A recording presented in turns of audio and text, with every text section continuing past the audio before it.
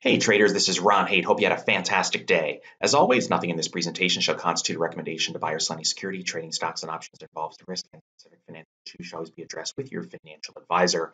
We'll kick off here with the Qs. They lost over 4.5%, nearly $8 on the day. They blew through the October 11th closing lows, and frankly, the next target is now 160, even down into the 155 area. If I go ahead and zoom in just a little bit, you can see the size of today's drop near, right at the lows of the day practically is where we closed, volume big.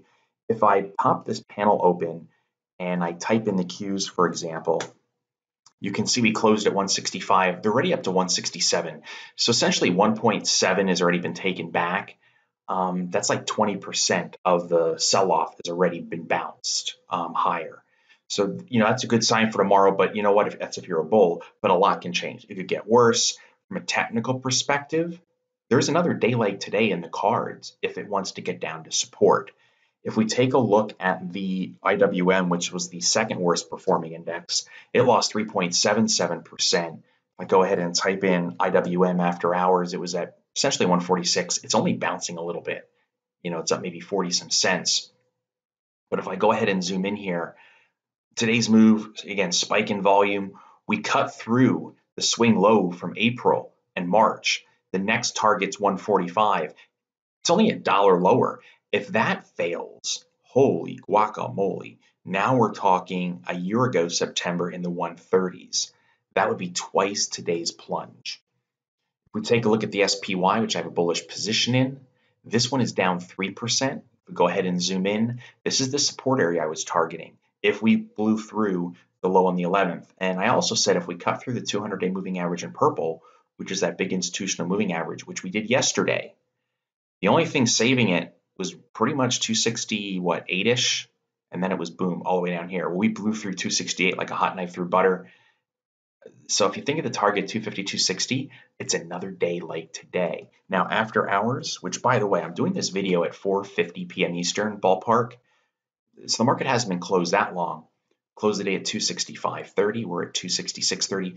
We've already regained 1 point, which is, about 12% of the drop today. So there's a little bit of a bounce still going on. Then if you look at the diamonds, let's type that in here, ETF, the DIA for the Dow. If I zoom in, we did crack the 200-day in purple today. Target 240, like $5 lower. Again, it's another day like today. Now, it almost would be too perfect for us to simply drop equal to today and just magically find support. Maybe we sell off hard overnight. Maybe there's an attempt at a rally. It gets really bad again tomorrow, and then there is that reversal. But I would be surprised if we magically just come down here and then bounce. Usually there's some sort of probe or everybody throwing out stocks at the same time. We get that capitulation type move. If, by the way, 240 can't hold, then there's more support at 235. That would be about 1,000 Dow points lower. Now the DIA after hours, right now we're up about 100 points off the low. Right now the Qs are doing the best in aftermarket trading. If I bring in the VIX, remember I told you yesterday this was still sitting in a bullish posture. Well, today we got that thrust higher. The VIX jumped 21.83% up above 25. It's not outside the upper Bollinger Band. So despite today's, you could say, heavy selling, people weren't freaking out. So either A, they don't believe it and they have their head in the sand, or B, they're just confident that this is not going to last much longer. You would think with today's type of decline that we would be up to 30, maybe even 35, and then I would be saying to you something different, that, whoa, we've had our big spike, fear definitely crept into the market. Now we're probably likely to pull back or the VIX would pull back, which means the markets would rally from a probability perspective. We're not there yet. We don't even have a massive penetration of that upper Bollinger Band. So looking at the majors, it is still bearish. The VIX is not overbought. Some of the individual ETFs, like if we look at the SPY, yeah, they are oversold a little bit, but not by much. Look, we're barely outside that band. It's not like we were over here where the entire candle was out, and that led to our bounce, right as expected from a probability perspective. And now we're just rolling over again. So that's what I mean. Another day like today is not out of the question by any stretch. Whether it's instantly tomorrow or it's going to take a day or two, that we don't know. But the trend here is still down.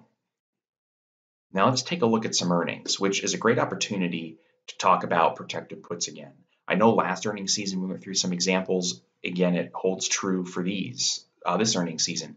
I said as we got into September and October, especially, beginning of October, if the markets start breaking down, it's a great opportunity to add puts before the poop hits the fan. Well, now we're seeing the poop hit the fan.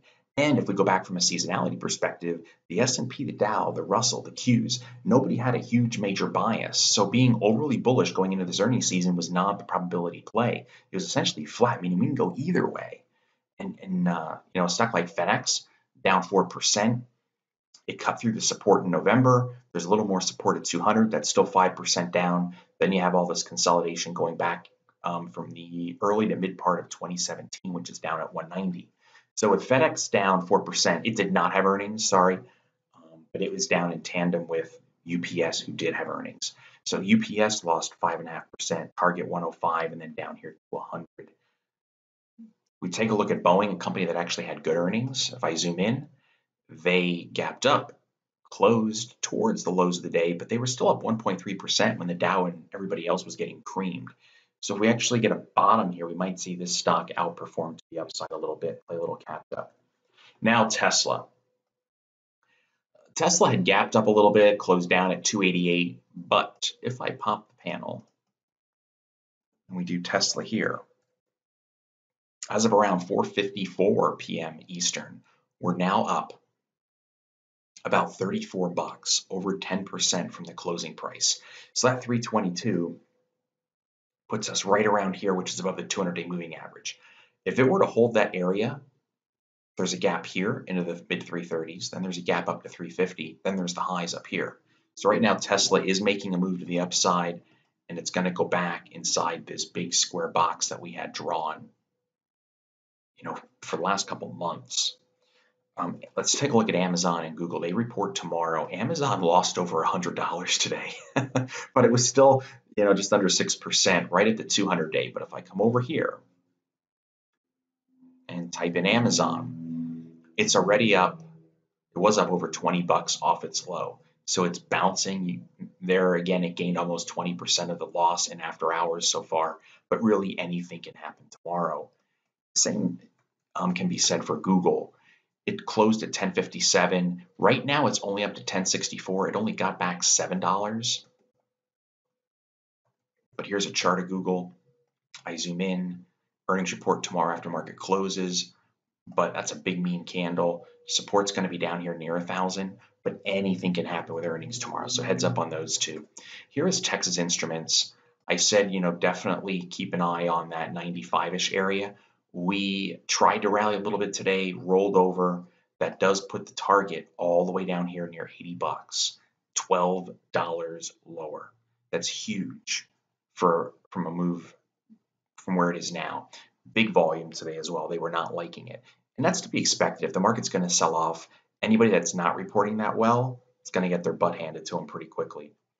Here are two stocks that still are holding up pretty good. Here is Adobe. It's back down at the lows from 10.11, 10.12, still above its 200-day moving average. All things considered, this one's hanging in there. But a breach of that 200-day in purple, that could really add some extra selling. And here's Apple. It was only down 3+% today, still in a trading range. Maybe this earnings report coming up on the 1st of November, that's still 8 days away, will be the catalyst. Either we come back down to the 200-day, fill the gap, maybe we even go to new highs. So that's it, folks. A little longer video, but yeah, there was a lot of red in the marketplace today. Not everybody was red, but most stocks were. Let's see what tomorrow brings. Right now, the futures are bouncing after hours, but there is more downside to go depending what index ETF you look at. The S&P in particular could be as much as another, 100 points on the S&P. I'm sorry, 100 points on the S&P, which would be another $10 on the SPY, potentially before major support is found. With that, I wish you guys a fantastic rest of the day and look forward to an interesting tomorrow. Take good care.